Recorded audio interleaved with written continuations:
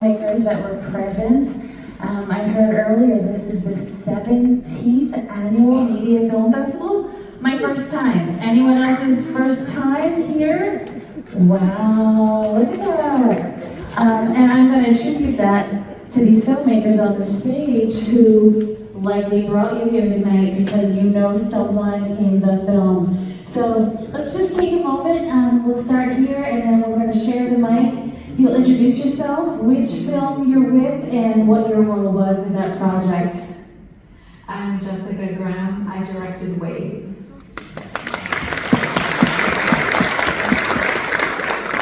I'm Frank Battaglia, and I directed and wrote Barely Recognizable.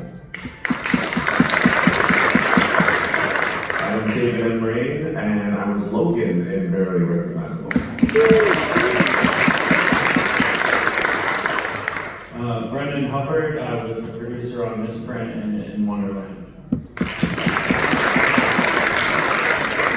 Hi, I'm Jim T. Prophetis, and I was the producer, writer, and lead actor of The Setup.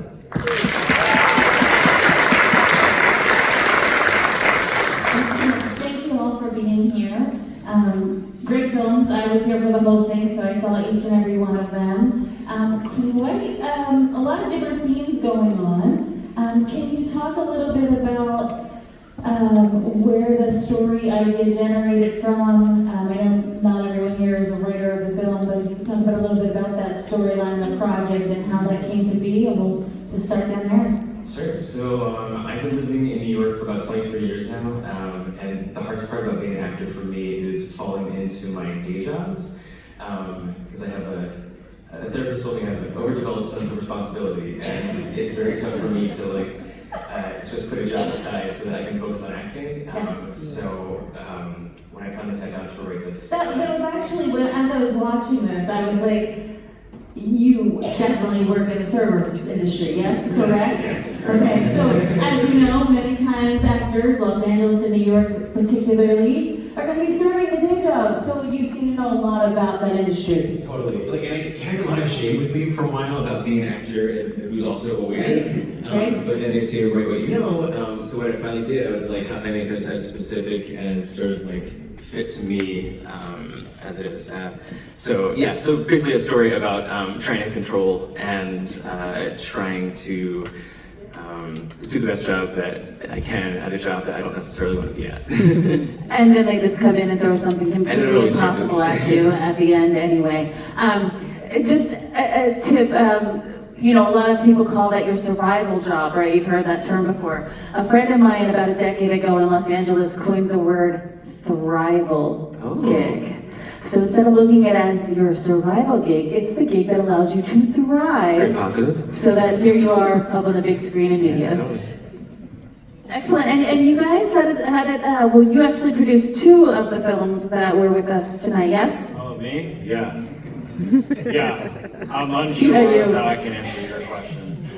Oh, well, 2 different projects, right? So we've got Wonderland, right? In Wonderland and Misprint. And where did the ideas, or how did you get involved in each of those projects? How about that? Oh, better question. Misprint, my good friend, director of Misprint, Adam Bullerich, came to me and said, hey, I don't have any money, let's make a film. And luckily, his good friend is Jefferson White, who's in a wonderful show called Yellowstone, who was like, I just want to make a film because I'm not on Yellowstone right now. So that's how we made Misprint. I don't think it's a personal story for Adam, but as a New Yorker, it's a very... Question though, that's a true story about the Han Solo? Oh, 100%. Yeah? Those Misprint things, that's an old 80s, 90s thing. Okay. I mean, I was around back then, I guess. There are people that own misprints of toys. So he basically wrote a story about, someone had captured this and stolen it from his childhood friend, and just building that story upon that. Yeah, I love it. Yeah, those toys exist. Okay, I believe you. You can buy them for a lot of money. I might already have some, you just wouldn't know about it. I have no interest in I was buying born them. on I was born on May the 4th, by the way, and my name is Leah. And I do Wonderland? not like Star Wars. And Wonderland, how did you get involved in that project? So I do a lot of work with like AFI program people. I noticed that was an AFI film. So yeah, in that world, like I consult and like help a lot of filmmakers like realize what to do with their works from the AFI programs. I don't know why it's specifically AFI, but it happens a lot. That's a good place to be. Yeah. Yeah. But yeah, I mean, that was obviously a very personal piece from Andrea. Like, I can't speak upon how personal it is, but that's why it was hard to answer your initial question. Yeah. No, so yeah, just about how you got involved. So AFI, for those of you that don't know, AFI is an American Film Institute, and so I'm assuming they helped with the funding for that or some sort of program there? I think in most cases, the students have to pay for it, Okay. because that's how America works. Yeah. Even with NYU, like every NYU film I work on, it's like, you gotta pay for this, and also pay us tuition. Wow. Yeah, It's a great absolutely. world. It's a great world. If you want to go to Europe, they have a lot of funding, and they take care of their filmmakers, and that's great. Yeah. And we can get into that in a second as far as how these projects were funded, whether it was crowdfunding and whatnot. But let's keep going down the line and let's find out a little bit about you guys and how you got involved in this project. Yeah, I guess I should talk about the writing footage. Sure. Where did the idea come from? In case anyone wasn't surprised by the bleakness, it was during the pandemic that I wrote it, so, a bit of a shocker, I guess, that it's not the happiest film. But basically, yeah, a lot of it, while I was working on it especially, I was on a below the line on a show as a production assistant, trying to make a shift to, doing some of my own projects. And so the theme of identity, especially when you're kind of between worlds, or maybe not sure, that was kind of a theme, at least when writing it, that was prevalent, that I was hoping to get across. Things I feel like maybe changed a bit from writing to shooting. I, also hope that it was entertaining to watch. I want to make sure that, no one was looking at their watch while watching it. But yeah, and then, trying to remember what else I was going to say, so I'll just pass the mic. Yeah, let's hear from your actor here. And how did you get involved in the project? Auditioned. There we go. Good old-fashioned audition. America does that too. Yeah, exactly.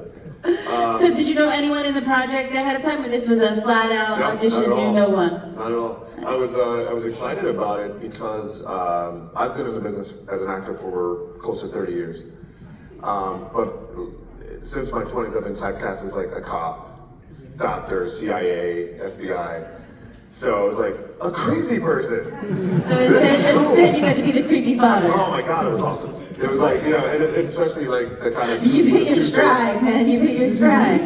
It was like, yeah. So I was excited about that. And then just kind of dive into just being a completely weird, one side of the coin, nice guy, other side psycho. I loved it. I was like, thank you so much. So, because, as an actor, you just want to, you want things that challenge you and make you stretch a bit. So this was like that for me. Absolutely. Great job. That also reminds me, because I set the film in media, I'm not at all implying that anyone here is a sociopath. Just I want to make sure I say that out there. But also, again, thank you to David, because he was a wonderful find. Did a great job. Logan was a very hard role to cast, by the way, because, again, he had to be both friendly on the surface, but still be able to play that creepiness once we get to the bedroom scene and we find out what really is going on. But, Excellent. And Jessica? I think we were supposed to introduce ourselves as well. I don't think many people said their name, so we can make a habit. Next time you get the microphone, please say your name. I'm Jessica.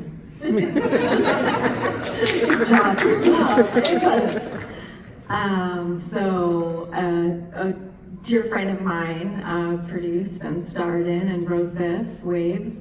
We actually met in an acting class. We both live in Los Angeles, and we became friends because I was actually going through a very intense period of grief, and she saw me tearing up at acting class, not in my scene, and said, "What are you doing on Friday?"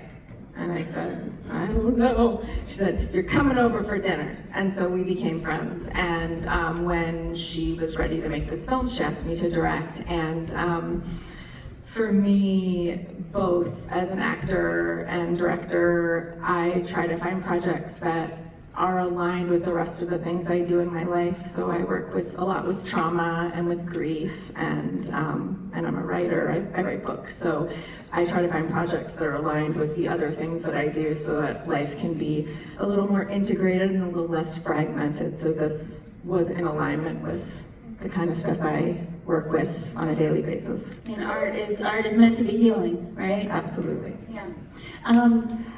Really just a pleasure to meet everyone here. And since we're standing here at Media Pennsylvania, I grew up in the Philly and Delaware County area, although I've spent the last 24 years in Los Angeles. So it's really nice to be back in my hometown and see this art that's getting here, that's being created here. How many of you shot locally or from locally? Was anything shot locally here?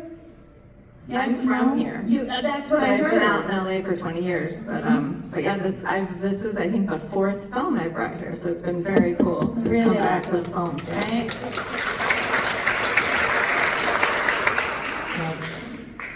Hi, I'm Frank. Hi, Frank. Yes, please. If you didn't say your name the first time you had the microphone, I please should say clarify now. also that I'm titled or credited as Francesco, my legal name, and I felt like maybe a little more. I figured it out. Yeah, I don't know. Several people were telling me I should go with my Italian full name because it was more distinguished, but I guess I'll let people decide if that's true or not. How about just those who know you call you Frank, but your stage name, your legal name is Francesco? Sure, yeah, that sounds wonderful. But yeah, no, we shot this in Pennsylvania. We didn't actually shoot in media. I'm not going to mention the real address for obvious reasons, but we shot in this area, greater Philadelphia area, used the local crew. All of our cast, again, had connections here, even if they didn't live here, like David. And yeah, no, it was just kind of great to make a nice, Philly film. Very cool. In Wonderland was shot in LA, Misprint was shot in New York. I live in Philadelphia, but no one's ever hired me to work on a project in Philadelphia. And I shot in New York, but I'm from Brookhaven, so right next door. Shout out to Brookhaven. And then also, I made my professional theater debut in the ensemble, the music band, 30 years ago.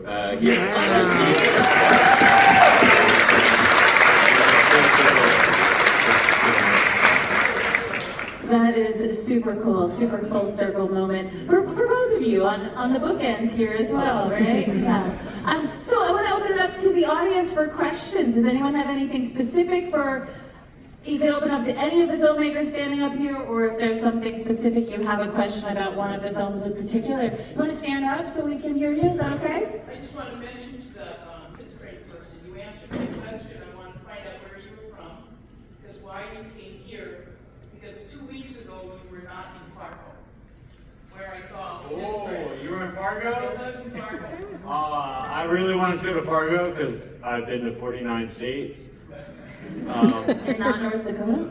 Because Fargo, South Dakota. Gosh, Fargo, South Dakota. Well, I've been to Fargo. Well, I've been to North Dakota, but not Fargo. And I was really wanted to actually make my misprint there. But no, that's awesome. I'm going to be on tour, and we're doing Fargo in 3 months, so I will be. I also work for bands, so we're going to do Fargo as well. Do you live in Fargo? I'm in a vacation home in Fargo. Must be nice. That's great. Can I stay there? I will. No. How many people are in the band? Well, He's bringing up a band. when I'm with the band, I can't stay there. I'm saying like if I wanted to vacation in Fargo.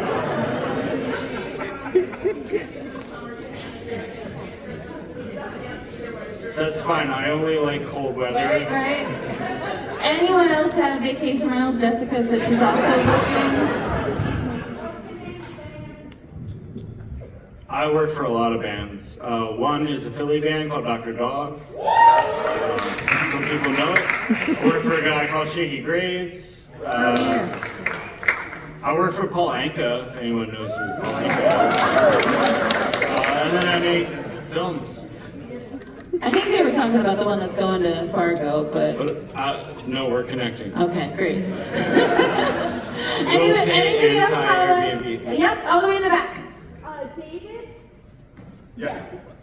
can you tell us what TV shows or wherever you played a cop or a detective? Sure. Okay. Well, there's you, right? I mean, IMDb is probably the easiest way to go. So it's David M. Raine, R-A-I-N-E. And I almost misspelled my own name. Let's see. I was did Billions. I was the arresting marshal in Billions. Blacklist. I played CIA. House of Cards. Oh, yeah. I was head of Secret He Service wasn't for kidding. Robin Wright.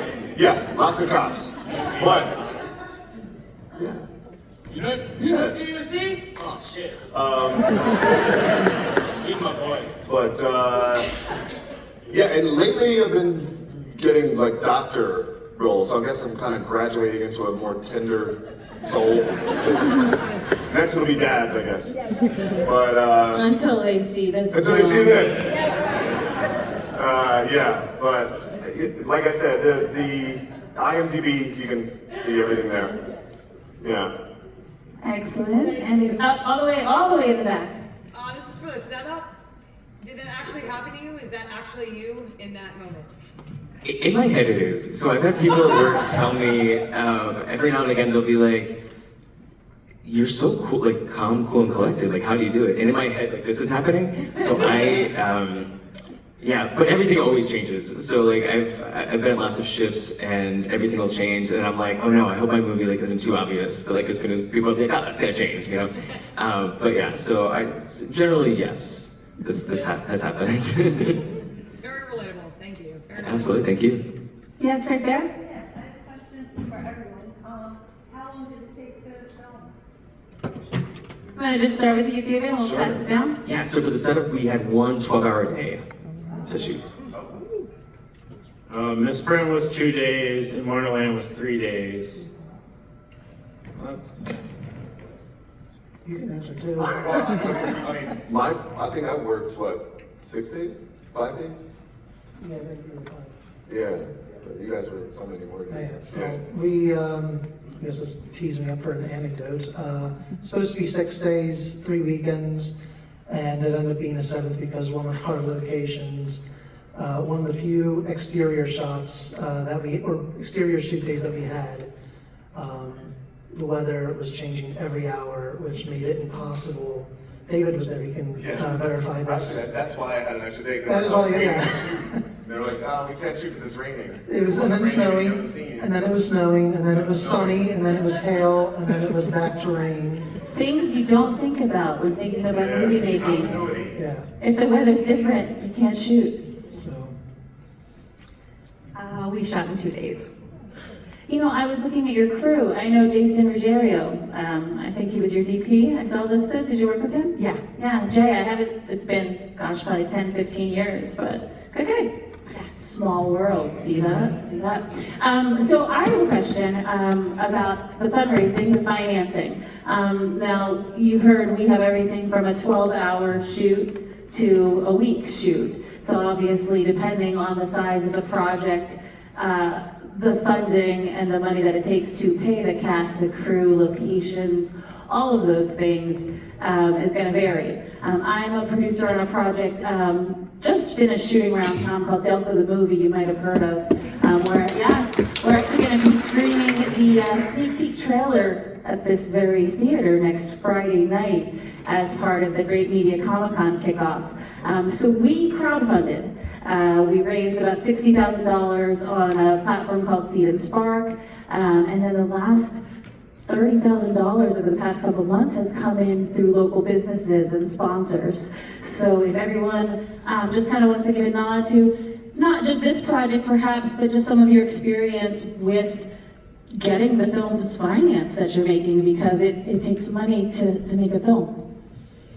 Yeah, so if someone asks me to direct, I say I don't want to know anything about where the money's coming from, and I don't want to have anything to do with it. I do not like raising money. I have no interest in it, but because I've done it. I produced theater in Philadelphia for a bunch of years, independent theater, and had to raise money to do those shows.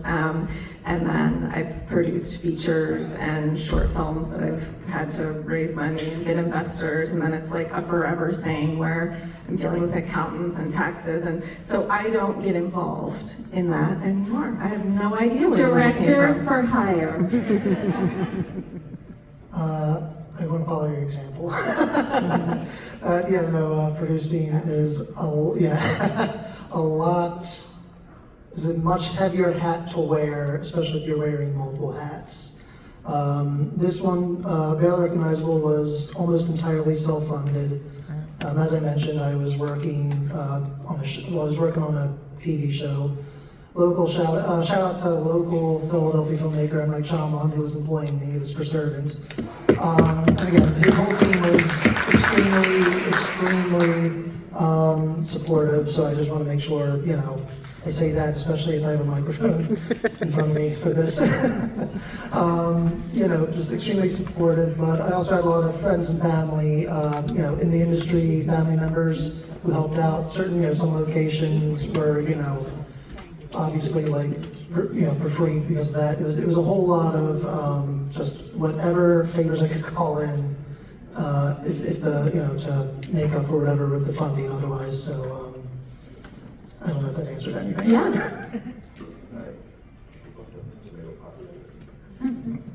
I have a feeling you're going to have a lot to say about this something. Me? Oh, no, I don't want to talk about funding. I'm shooting a feature in 10 days if anyone wants to invest in it. It's got Jefferson White starring in it, and that's all I got. And then my husband and I self-financed this movie. Yeah, self-financed. Yeah. Hi, Alex. Thank you. Question? Hi.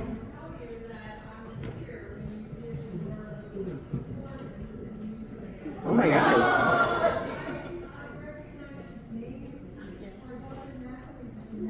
Oh my god. Wait, is it Grace? Oh yeah, yes. Yes, hi. How are you? Oh my god. It's so good to see you. Delco magic.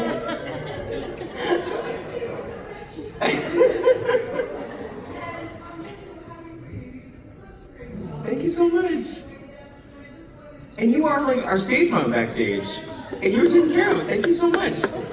It's so good to see you. Hi, I'm good to talk to you. Please, yeah. It's so good to see you. Oh my God. Thank you. Wow. Any other lost connections, reunions, stuff?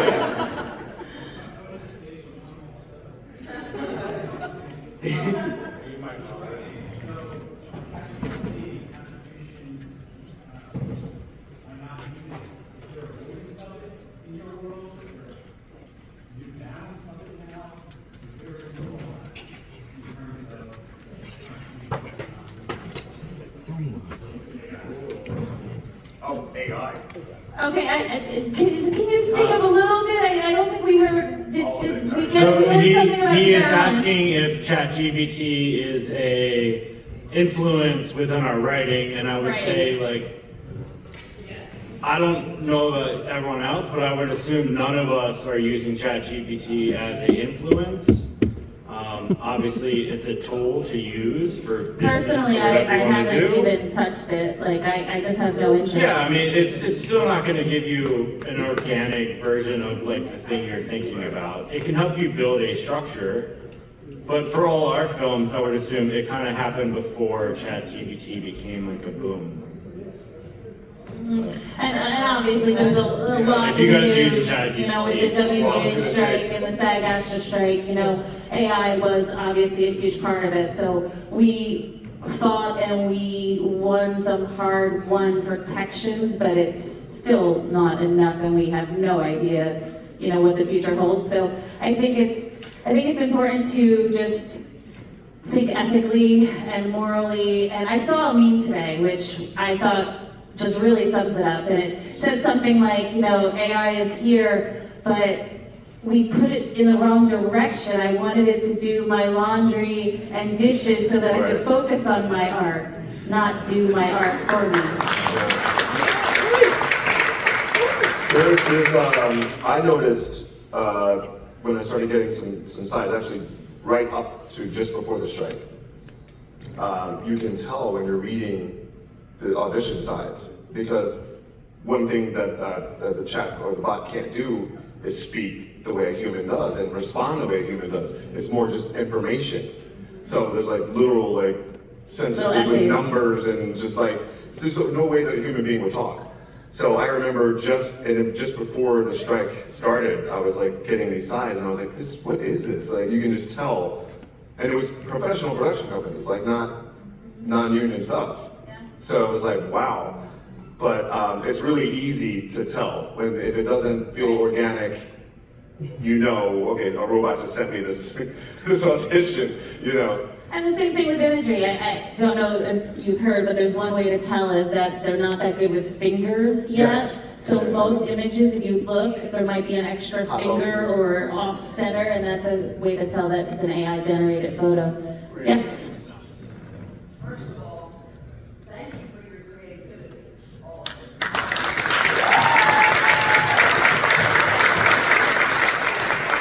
That's vital in our lives. And this young man over here, he knew me when I did not have gray hair. It was a whole heck of a lot shorter. And I was a whole bunch of years younger. But I am so thrilled to have been able to see you. That was my gift for living through the last, well, since 2016. That's why I know it's still okay, is because you're here.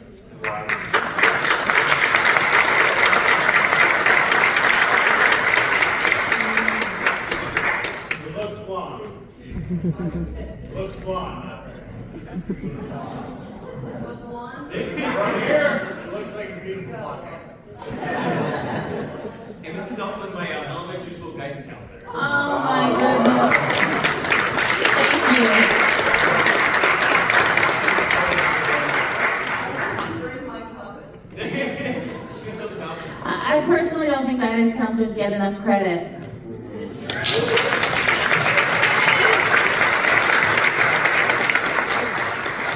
Anyone else have a burning question for these filmmakers before we move on to the awards section of the evening?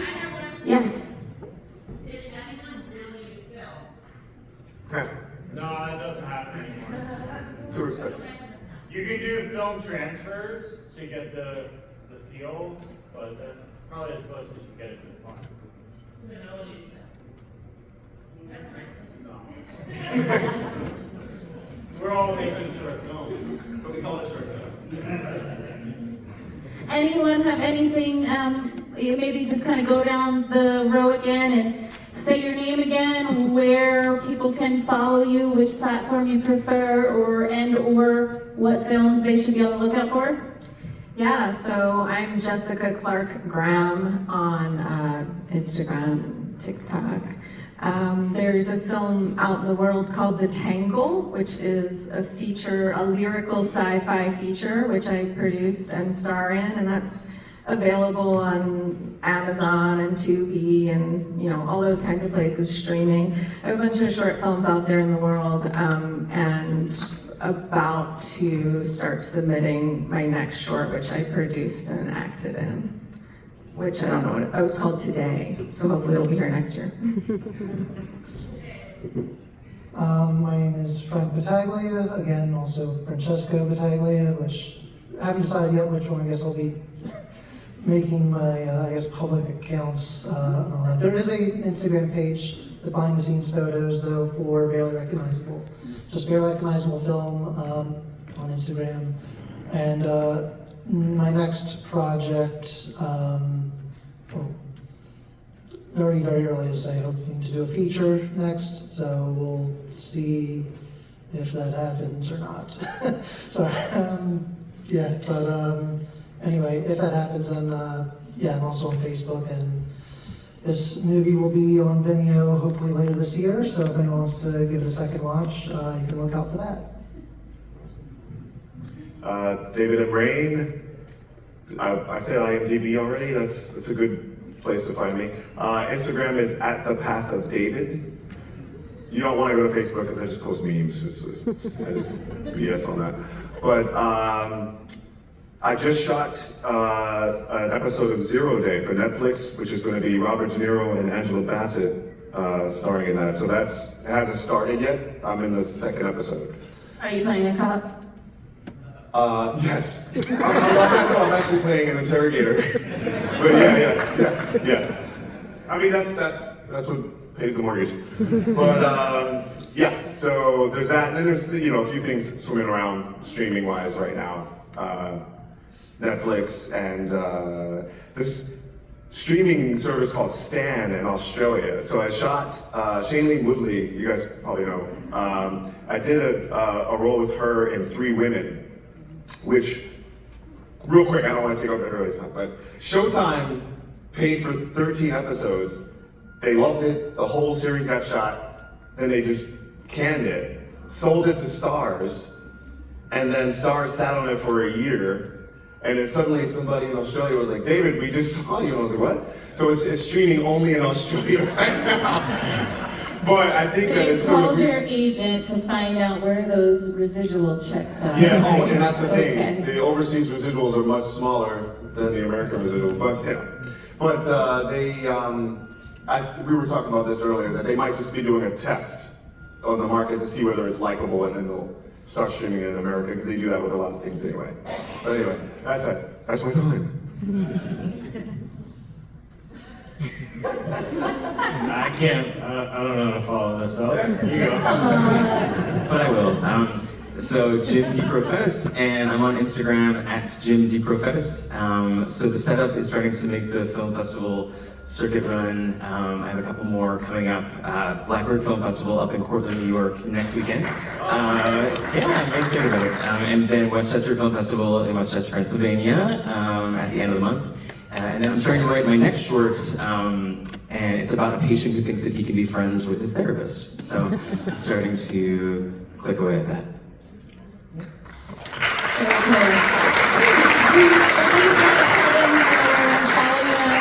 I knew you passed on that question, but where should they My start? name is Brendan Hubbard. I run a lot of companies. If you want to see some of my short films, it's Barely There on YouTube. BEAR, like the bear. They call me the bear. That's it. Awesome. Thank you all so much. Media Film Festival premiered my directorial debut, The Helping Hand, which is on there. Woo! And yeah, somewhere there's an Academy Award-winning short. Very cool. Thank you all so much. Before you exit the stage, can we see if we can get like a selfie with all of us? Is everybody in there? Make sure you're in there.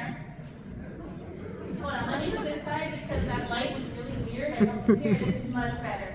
Ready, everyone? It worked, I swear. Thank you all so much.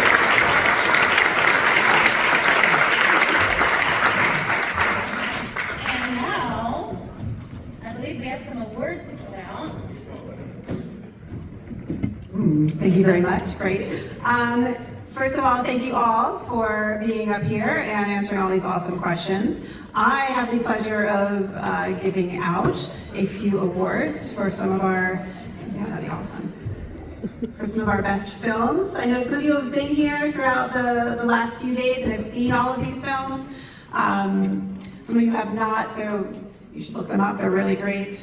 I'm going to start with the winner for the horror side. That would be the movie Scratch, if anyone saw that. So congratulations to Scratch. For animation, we have Piece of Solitude.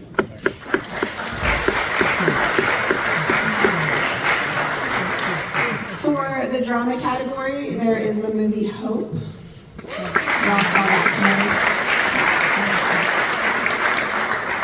tonight. In the international category, it was The Stake.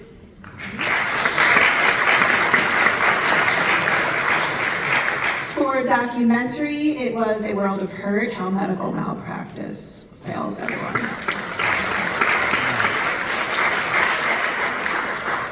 And now I get the pleasure of giving awards where there's some envelopes and the golden trolley attached to it. So, ooh, very exciting.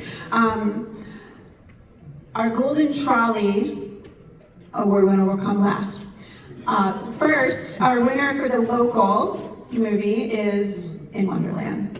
So, come on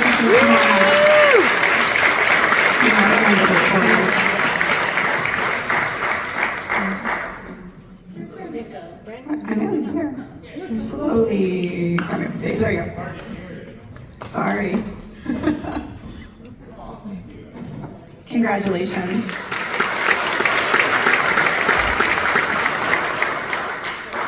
For comedy, our award winner is Jim.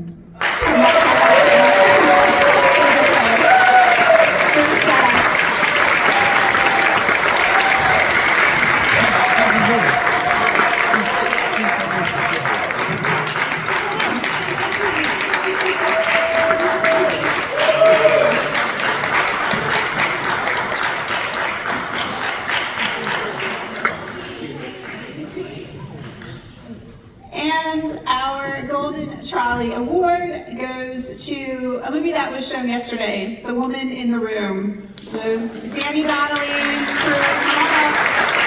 congratulations. Woo!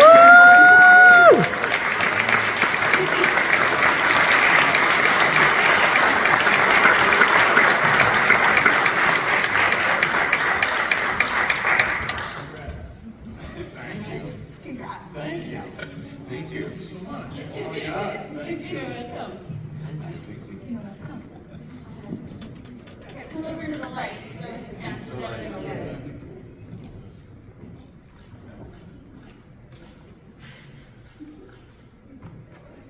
Great.